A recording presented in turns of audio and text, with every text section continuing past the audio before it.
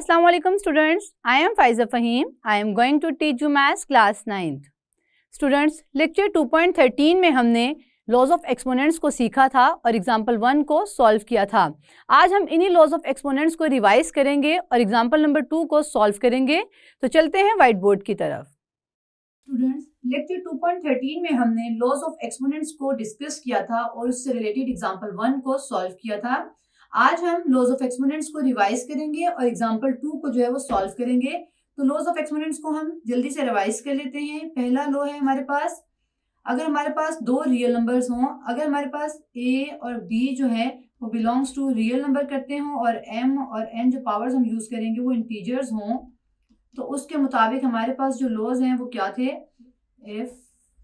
तो हम लिख सकते हैं, अगर a हमारे पास एक रियल नंबर है उसकी पावर है n और एक रियल नंबर जिसकी बेस जो है वो दोनों की सेम है, रियल नंबर सेम है लेकिन पावर्स डिफरेंट है और मल्टीप्लाई हो रहे हैं दो रियल नंबर्स, हम लिखते हैं m प्लस n। ये हमने 2.13 जो है लेक्चर उसमें डिस्कस किया है इससे बड़ा डिटेल में। और लॉ ऑफ एक्सपोनेंट सेकंड जो हमने पढ़ा था उसके मुताबिक अगर दो रियल नंबर्स यानी एक रियल नंबर जिनकी बेस सेम है, रियल नंबर एक है लेकिन पावर्स डिफरेंट हैं, तो हमने इसको लिखा था am माइनस n। और जो लॉ 3 था उसके मुताबिक अगर हमारे पास दो रियल नंबर्स डिफरेंट हो यानी a और पावर सेम हो, m और दो रियल नंबर्स ये डिफरेंट हैं a और b, पावर सेम है, तो हमने इसको एक ब्रैकेट में लिखा था a b की पावर n। और जो हमारा फोर्थ लॉ है उसमें अगर दो डिफरेंट रियल नंबर्स जो है वो डिवाइड हो रहे थे, पावर सेम थी, तो हमने उन्हें लिखा था a over b whole n, whole power n यानी a की उसमें लिख दिया था। हमारे पास फिफ्थ लॉ था लॉज ऑफ एक्सपोनेंट का कि अगर a रियल नंबर की पावर n हो तो हम उसे लिखते हैं 1 ओवर a की पावर n। और एक और लॉ था हमारे पास जिसके मुताबिक अगर a जो है वो की पावर जो है वो 0 हो तो हम उसे कहते हैं 1। और जो सेवंथ लॉ है उसके मुताबिक अगर a की पावर यानी एक रियल नंबर a जो यहाँ पे रियल नंबर है अगर उसकी दो पावर्स हो यानी m और n तो हम उसे लिखते थे a m n, दोनों पावर्स को मल्टीप्लाई करके लिखते थे, ये मल्टीप्लाई हो रही है पावर्स। तो स्टूडेंट्स ये हमने लॉज ऑफ एक्सपोनेंट्स डिस्कस किए थे। आज हम इससे रिलेटेड एग्जांपल 2 को सॉल्व करेंगे, इसलिए मैंने ये लॉज ऑफ एक्सपोनेंट्स जो वो रिवाइज किए हैं क्योंकि ये हमारे एग्जांपल 2 में यूज हो रहे हैं। तो एग्जांपल 2 देखते हैं क्या है। एग्जाम्पल 2 में 2 पार्ट्स हैं। जो पार्ट 1 है उसके मुताबिक जो क्वेश्चन है वो है 8 ओवर 125 की होल पावर -4/3 -4/3। इसको सॉल्व करते हैं। तो सॉल्व करते हुए हम इसे एक दफा फिर से लिखेंगे 8 ओवर 125 -4/3। स्टूडेंट्स सबसे पहले हमने इस एक्सपोनेंट को पॉजिटिव करना है, तो हमारे पास एक जो लॉ है और लॉ ऑफ एक्सपोनेंट जो हमने रिवाइज भी किया है जिसके मुताबिक अगर पावर नेगेटिव हो तो हम उसे 1 ओवर करते हैं और पावर को पॉजिटिव कर देते हैं नीचे ले जाकर 1 के नीचे। तो यहाँ पर भी मैं यहाँ इस तरह से करूंगी कि हमारी ये जो पावर नेगेटिव है यहाँ पर जो a है वो 8 ओवर 125 है। जो हमारे क्वेश्चन जो हमारे लॉ में a यूज हुआ है वो यहाँ पर a इज इक्वल टू, मैं लिख देती हूँ a is equal to 8 over 125 है पूरा, ये पूरा 8 ओवर 125 a है। तो इसके मुताबिक अगर मैं देखूं अपने लॉ ऑफ एक्सपोनेंट के मुताबिक तो 1 ओवर 8 ओवर 125 और ये जो पावर है -4/3 इसको मैंने पॉजिटिव कर दिया है। अब यहाँ पर फर्दर स्टेप में स्टूडेंट्स मैं इस डिवीजन को जो है वो इस फॉर्म में लिख सकती हूँ, ये डिवाइड का साइन है। ये मैंने इस डिवीजन को जो यहाँ पर लाइन है डिवीजन की उसको मैंने डिवीजन सिंबल में लिख दिया है 8 ओवर 125। इसको सॉल्व करने के दो तरीके हैं। जो सिंपल तरीका है वो ये है कि हम इसका डिवाइड का साइन लगा दें। तो यहाँ पर 1, अब इस डिवाइड के साइन को मैंने चेंज करना है मल्टीप्लाई में, मैंने चेंज किया है मल्टीप्लाई में। जब हम मल्टीप्लाई में चेंज करते हैं तो राइट साइड वाले एक्सप्रेशन को उल्ट कर देते हैं, रिवर्स कर देते हैं 125 ओवर 8 और 4/3। एक्सपोनेंट्स को नहीं कुछ करना है, आपने सिर्फ अंदर वाले एक्सप्रेशन को उल्ट करना है। यहाँ पर 8 को मैंने 125 और 125 को 8 बना दिया है। ये हमने पहले सीखा था कि किस तरह से डिवाइड को जो है वो मल्टीप्लाई में चेंज करते हैं। तो स्टूडेंट्स नेक्स्ट स्टेप में हम इस तरह से करेंगे कि 1 से इस एक्सप्रेशन को मल्टीप्लाई करें तो ये एक्सप्रेशन ही आ जाता है, यानी 125 ओवर 8 4/3। अब नेक्स्ट हमने क्या करना है कि हमारे पास जो 125 और 8 है इसको फैक्टराइज कर लेते हैं, यानी कि 125 को इस तरह से 125 डिवाइड होता है 5 पे। स्टूडेंट्स ये आपने पहले भी पढ़ा होगा, हमें किस तरह से पता चलता है कि 125 किस नंबर पे डिवाइड होगा, 2 पे, 3 पे, 4 पे, 5 पे। मैंने 5 इसलिए लिखा है क्योंकि ऐसे नंबर्स जिनके लास्ट वाला जो डिजिट होता है वो 0 हो या 5 हो, वो नंबर सिर्फ 5 पे डिवाइड हो सकते हैं। तो मैंने यहाँ पे इसको 5 पे किया है। 125 को हम 2 पे भी डिवाइड नहीं कर सकते, 125 को हम 3 पे भी डिवाइड नहीं कर सकते और 4 पे भी नहीं कर सकते। तो स्टूडेंट्स ये सिर्फ 5 नंबर पे डिवाइड होता है क्योंकि नंबर के लास्ट में 5 है। अगर 0 होता तो वो भी 5 पे डिवाइड हो सकता था। तो ये हम इसको डिवाइड करेंगे 5 पे, तो आता है 5 टू द 10। ये जो 12 है इसको मैंने डिवाइड किया, 5 टू द 10, यहाँ से 2 कैरी इधर चला गया, ये 25 बन गया। 5 5 द 25, 5 5 द 25। फर्दर इसको डिवाइड किया 5 को 25 पे, फिर 5 बनता 5। यहाँ पे 3 5s आ गए हैं। तो अगर मैं इस 5 को, जो मेरे पास 3 आए हैं, एक्सपोनेंट की फॉर्म में लिखूं तो लिखूंगी 5 की पावर 3। एक्सपोनेंट ये है, ये एक्सपोनेंशियल फॉर्म है 5 की पावर 3। यहाँ पे 3 5 से तो मैंने 5 की पावर 3 लिख दी है। अब नीचे जो डिवीजन है इसमें 8 है, 8 को भी फैक्टराइज कर लेंगे। 2 8 जो 2 की टेबल पे डिवाइड करेंगे, 2 4 द 8, 2 2 द 4 एंड 2 1 द 1, 1 2 3 2 है तो इसको भी मैं एक्सपोनेंट की फॉर्म में लिखूंगी 2 की पावर 3। ऊपर है ब्रैकेट, ब्रैकेट के ऊपर है पावर 4/3। तो स्टूडेंट्स हमारे पास जो लो था, एक लो ऑफ एक्सपोनेंट, उसके मुताबिक अगर बेसिस जो है वो डिफरेंट हो, a ओवर b, ये a और b दो डिफरेंट रियल नंबर्स हैं और इनके ऊपर जो है वो पावर हो सिमिलर, यानी दोनों की पावर सेम है n और n, तो हम इसे दोनों को सेपरेट कर सकते हैं। हमने ये लो पढ़ा था और हमने ये इसको किया था, लेकिन कि दोनों जो है वो इक्वल है साइड्स, तो हम दोनों साइड्स को यूज कर सकते हैं। अगर हमारे पास ये साइड गिवन हो तो हम इस साइड को लिख सकते हैं, अगर हमारे पास राइट साइड हो तो हम लेफ्ट साइड को लिख सकते हैं। तो इस वक्त हमारे पास ये लेफ्ट हैंड साइड जो लो की मौजूद है, हम इसे राइट हैंड साइड बनाएंगे। राइट हैंड साइड के मुताबिक 5 की पावर 3 के ऊपर सेपरेट कर दी पावर 4/3 डिवाइडेड बाय 2 की पावर 3 थी और ये इसके अंदर ही थी। इन पावर्स को हमने नहीं देखना है, हमने स्टूडेंट सिर्फ बाहर वाली जो पावर है उसको सेपरेट किया है दोनों नंबर्स के ऊपर। तो यहाँ पर 2 की पावर 3 4/3 इज इक्वल टू, यहाँ पर अगर आप देखें तो 3 और 3 जो है वो कैंसिल हो रहे हैं क्योंकि दोनों पावर्स को हम मल्टीप्लाई करते हैं। आप इस तरह से लिख लें, प्रॉपर वे में लिख लें, तो हमारे पास जो लॉ ऑफ एक्सपोनेंट के मुताबिक, यहाँ पर एक्सपोनेंट के मुताबिक अगर दो पावर्स हों तो हम उन्हें मल्टीप्लाई करके लिखते हैं mn। तो यहाँ पर अगर मैं 5 की पावर 3 मल्टीप्लाई 4/3 डिवाइडेड बाय 2 की पावर 3 मल्टीप्लाई बाय 4 की पावर 3, मैंने इस एक्सपोनेंट लॉ को यूज करते हुए स्टेप किया है। तो इसके मुताबिक यहाँ पर 3 जो है डिवीजन में है, एक ऊपर है तो कटिंग हो जाएंगे और यहाँ पर भी 3 से कटिंग हो जाएंगे। तो हमारे पास आता है 5 की पावर 4 डिवाइडेड बाय 2 की पावर 4। स्टूडेंट्स ये एक्सपोनेंट की फॉर्म में है, हम इसे ओपन करके लिखेंगे तो 5 को 4 टाइम्स मल्टीप्लाई करेंगे, 5 को 4 टाइम्स मल्टीप्लाई करना पड़ेगा क्योंकि 5 की पावर 4 का मतलब है 5 जो 4 टाइम्स मल्टीप्लाई है। 5 5 द 25, 25 मल्टीप्लाई बाय 5 125। अब जो 125 आया उसको 5 से मल्टीप्लाई करेंगे तो 625। यहाँ पे लिखूंगी 625 डिवाइडेड बाय 2 की पावर 4 का मतलब है कि 2 4 टाइम्स मल्टीप्लाई हो रहे हैं, तो लिखेंगे 2 2 द 4, 4 2 द 8 एंड 8 2 द 16। तो यह हमारे पास आंसर आ गया 625/16। ये एग्जाम्पल का हमारा फर्स्ट पार्ट है। अब हम एग्जाम्पल का सेकेंड पार्ट सॉल्व करते हैं।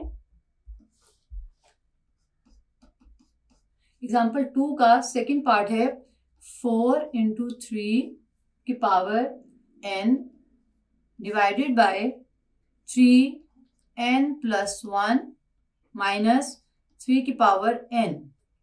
स्टूडेंट्स इसको हम सॉल्व करते हैं। 4 × 3 की power n divided by 3n + 1 minus 3 की पावर n। सबसे पहले स्टेप में हम ऊपर जो है न्यूमरेटर में कुछ नहीं कर सकते, अभी कोई स्टेप सॉल्व नहीं हो रहा, तो इसी तरह से इसको रहने देंगे। जबकि डिनोमिनेटर जो ये है इसको, इसके मुताबिक यहाँ पर बेस के ऊपर दो पावर्स जो हैं वो प्लस हो रही हैं। हमने एक एक्सपोनेंट का जो लॉ पढ़ा था उसके मुताबिक अगर m और n = am + n, हमने एक बेस के ऊपर क्या है दो पावर्स जो प्लस हो रही हैं तो हम उसे इस तरह से लिख सकते हैं। अगर हमारे पास ये फॉर्म गिवन हो तो हम इसको इस तरह से बना सकते हैं। तो स्टूडेंट्स यहाँ पर हमारे पास जो 3 की पावर n+1 लिखा हुआ है, इस एक्सपोनेंट के लॉ के मुताबिक वो ये लिखा हुआ है, यानी कि यहाँ पर a जो है वो 3 और m+n है n+1। ये हमारे पास ये 3 है और m+n है n+1 यहाँ पर। तो हम इसे इस तरह से ब्रेक कर लेंगे, यानी कि 3 को मैं इस साइड के मुताबिक ब्रेक करूंगी तो आएगा 3, यानी यहाँ पर a 2 टाइम्स है तो 3 के ऊपर पावर n, यहाँ पर डॉट लगाया हुआ है, डॉट लगाया 3 की पावर 1। ये दोनों पावर्स को मैंने इस 3 को सेपरेट कर दिया है, क्योंकि लॉ ऑफ एक्सपोनेंट के मुताबिक अगर बेसिस सेम हो तो पावर्स को प्लस करते हैं, अगर पावर्स प्लस हो रही हो बेस सेम हो तो हम उसे सेपरेट भी कर सकते हैं। माइनस साइन क्वेश्चन वाला 3 की power n is equal to का साइन लगाएंगे। अब नेक्स्ट स्टेप में 4 3 की पावर n, इसको ब्रैकेट में ही रहने दें क्योंकि क्वेश्चन में ब्रैकेट में है। स्टूडेंट्स अगर आप यहाँ पर देखें तो अब ये हमारे पास एक टर्म है और ये एक टर्म है। इन दोनों टर्म्स में क्या चीज कॉमन है?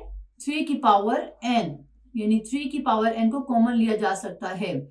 इन दोनों टर्म्स में से मैंने 3 की पावर n को कॉमन लिया, ब्रैकेट लगाई, जो बाकी बचेगा उसको हम ब्रैकेट के अंदर लिखेंगे। तो यहाँ 3 की पावर 1 बचती है, यानी 3 ही होता है, माइनस, और यहाँ 3 की पावर n जब कॉमन चला गया तो पीछे रह गया 1। इस तरह से इसको लिखा।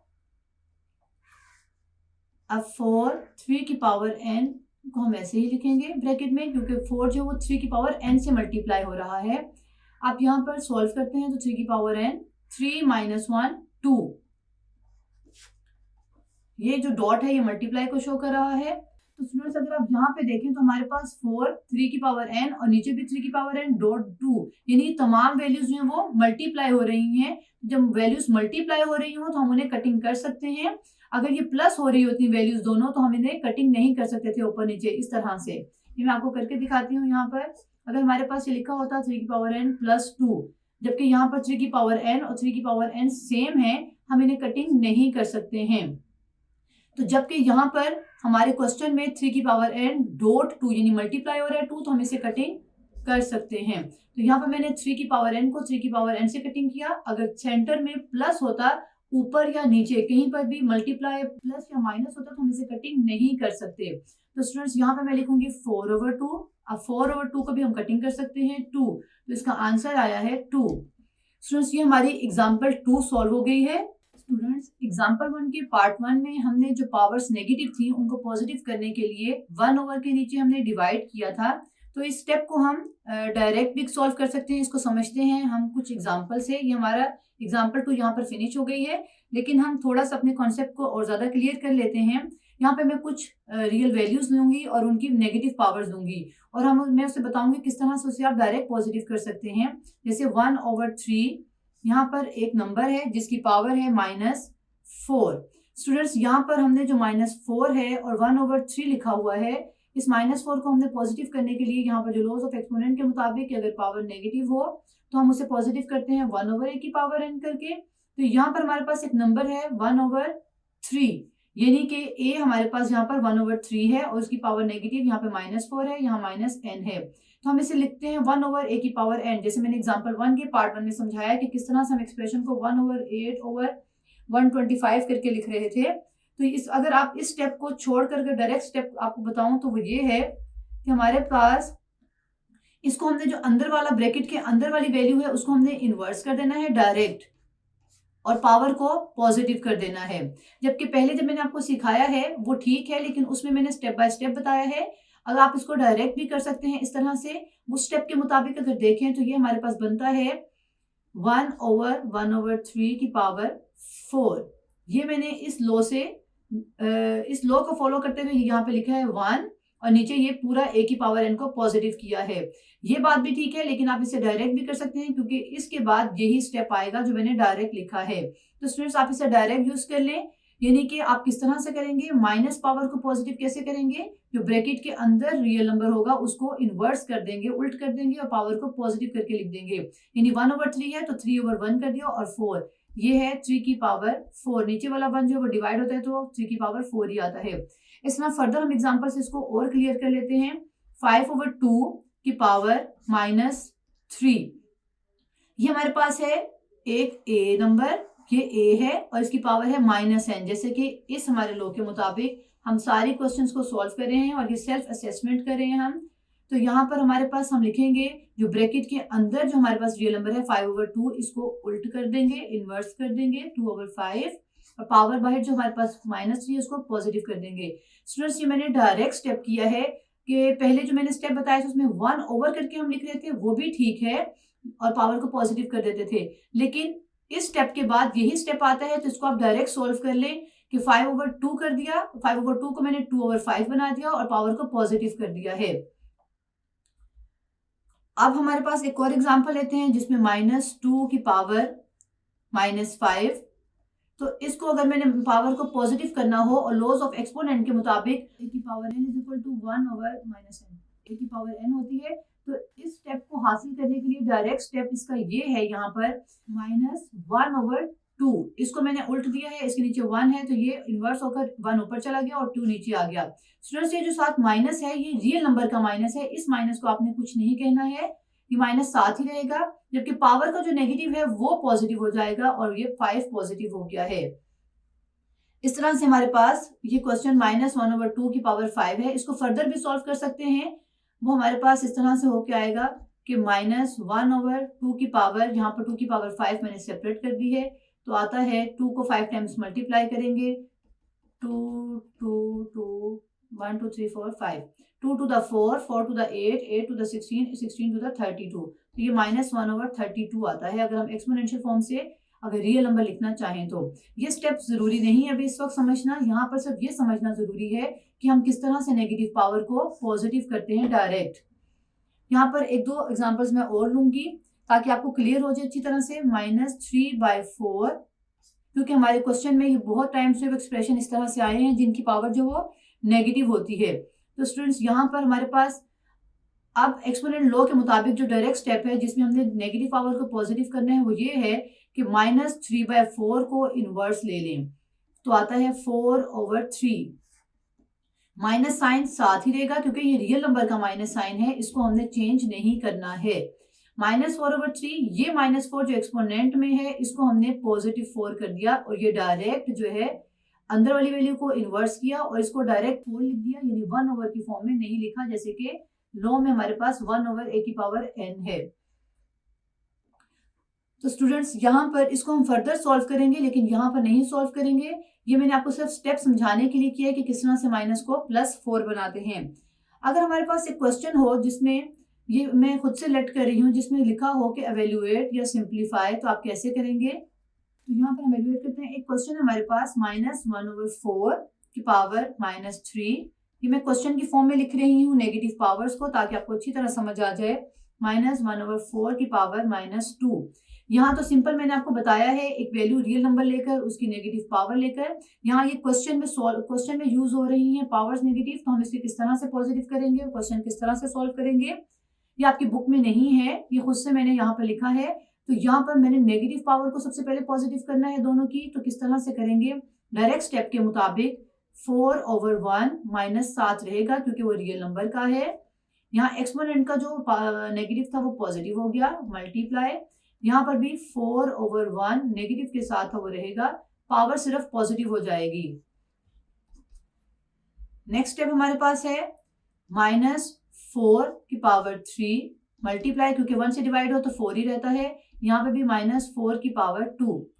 अब स्टूडेंट्स, जो यहाँ पर एक लॉ ऑफ एक्सपोनेंट लग रहा है वो ये है कि अगर बेसिस सेम हो और पावर्स डिफरेंट हो तो हम उन्हें प्लस कर देते हैं। तो इसके मुताबिक यहाँ पर, इस लॉ के मुताबिक यहाँ पर मैं ये स्टेप करूंगी वो है -4 की जो पावर है वो है 3 + 2, बेसिस सेम थी तो पावर्स को मैंने ऐड कर दिया है। तो अब हमारे पास आता है -4, 3 + 2 5, यानी कि -4 यहाँ पे 5 टाइम्स है। तो यहाँ पर मैं लिखती हूँ 4 को 5 टाइम्स मल्टीप्लाई करेंगे तो हमारे पास क्या आता है? 4 4 द 16, 16 4 द 64। अब 64 को मल्टीप्लाई करना है 4 से, तो करते हैं 4 4 द 16 1, 6 4 द 24, 256 आ गया। अब इस 256 को हमने फर्दर 4 से मल्टीप्लाई करना है तो आता है 6 4 द 24, 4 2 5 4 द 20, 20 + 2 22, 2 यहाँ पर आ गया, 4 2 द 8, 8 में 2 ऐड किए तो आ गया 10, यानी कि 1024। अब स्टूडेंट्स ये माइनस साइन क्या है, ये यहाँ पर आएगा या नहीं, तो इसको देखते हैं। Minus minus plus, minus minus plus, तो प्लस और ये प्लस प्लस प्लस हो गए, और यहाँ ये 1 माइनस बचा तो ये हो गया प्लस माइनस माइनस, यानी कि ये माइनस साइन यहाँ पर आएगा। स्टूडेंट्स ये डायरेक्ट भी हमें पता चल सकता है कि माइनस साइन आएगा कि नहीं। तो अगर हमारे पास अगर एक्सपोनेंट जो है वो ओड नंबर होता है और साथ में रियल नंबर के साथ माइनस साइन होता है, तो हम वो माइनस साइन लिखते हैं। अगर यहाँ पे ओड नंबर होता 3 तब भी ये माइनस साइन आना था। अगर यहाँ ओड नंबर होता इस 5 की जगह पर 7 तो भी हमारे पास ये नेगेटिव साइन आना था। लेकिन अगर इवन नंबर्स हों जैसे 2, 4, 6, 8 तो और रियल नंबर के साथ नेगेटिव हो तो वो पॉजिटिव हो जाता है। अगर ये नंबर्स हों 2, 4, 6, 8 और हमारे पास जो रियल नंबर के साथ नेगेटिव है और यहाँ पर ये नंबर और इवन है, तो हम इसे लिखेंगे 4 की पावर 2, यानी कि 4 4 16, हम इसे डायरेक्ट 16 लिखेंगे और पॉजिटिव लिखेंगे, क्योंकि ये नेगेटिव जो है 2 टाइम्स है। इसका मतलब क्या है कि 4 की पावर 2 का मतलब है कि 4 2 टाइम्स है, तो 4 और 2 टाइम्स का मतलब है कि नेगेटिव भी 2 टाइम्स है, तो नेगेटिव नेगेटिव प्लस हो गया। ये इस तरह से प्लस बन जाता है।